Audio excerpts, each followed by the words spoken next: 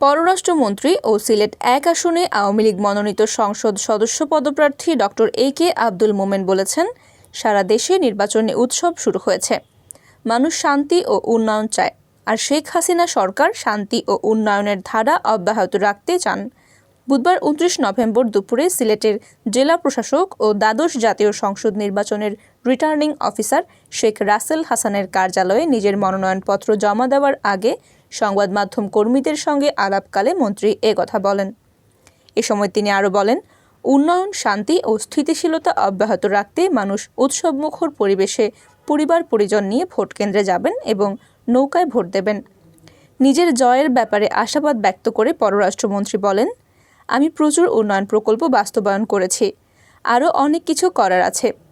অনেক প্রকল্পের কাজ চলছে, সেগুলো বাস্তবায়নের জন্য সিলেটবাসী অতীতের মতো আবারও আমাকে নির্বাচিত করবেন বলে আমার দৃঢ় বিশ্বাস। মন্ত্রী বলেন, সিলেটবাসীর ভালোবাসায় আমি ধন্য। তারা অতীতে আমাকে ভোট দিয়েছেন, আবারও আমাকে ভোট দিয়ে তাদের প্রতিনিধি হিসেবে সংসদে পাঠাবেন।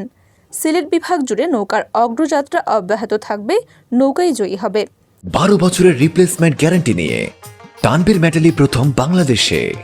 তানভীর মেটালের স্মার্ট পণ্য ব্যবহার করুন, স্মার্ট হন। আওয়ামী লীগের যারা স্বতন্ত্র প্রার্থী হিসেবে নির্বাচন করার ঘোষণা দিয়েছেন বা দিচ্ছেন, দলের জন্য তারা ত্যাগ স্বীকার করে তাদের সেই সিদ্ধান্ত প্রত্যাহার করবেন বলেই আমি মনে করি। তারা নৌকার প্রার্থীদের জয় নিশ্চিতে নির্বাচনী মাঠে কাজ করবেন। আরেক প্রশ্নের জবাবে পররাষ্ট্রমন্ত্রী বলেন, বিচ্ছিন্ন দু একটি ঘটনা ছাড়া সারা দেশে দারুণ নির্বাচনী পরিবেশ বিরাজ করছে।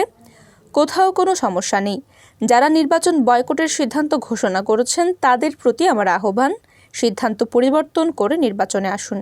একটি অবাধ ও সুষ্ঠু নির্বাচন করতে আওয়ামী লীগ বদ্ধপরিকর। আপনারা নির্বাচনে এসে নিজেদের গ্রহণযোগ্যতা প্রমাণ করুন।